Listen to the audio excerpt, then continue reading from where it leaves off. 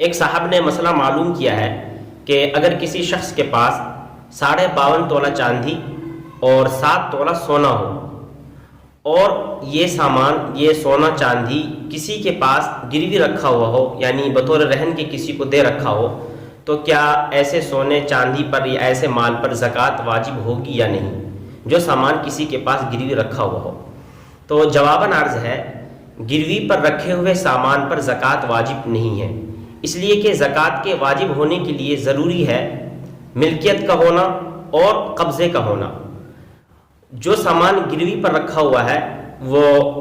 زکوٰۃ ادا کرنے والے کے قبضے میں نہیں ہے۔ ہاں، اگر اس کے قبضے میں ہوتا تو اس پر زکوٰۃ واجب ہوتی، لیکن چونکہ سامان کو گروی پر رکھ دیا گیا ہے، بطور رہن کے دے دیا گیا ہے، تو اس پر زکوٰۃ واجب نہیں ہوگی۔ ٹھیک اسی طریقے سے جس کے پاس گروی پر رکھا گیا ہے اگر وہ بھی مسلمان ہے اور جس کے قبضے میں سونا چاندی ہے، اس پر بھی زکوٰۃ واجب نہیں ہے۔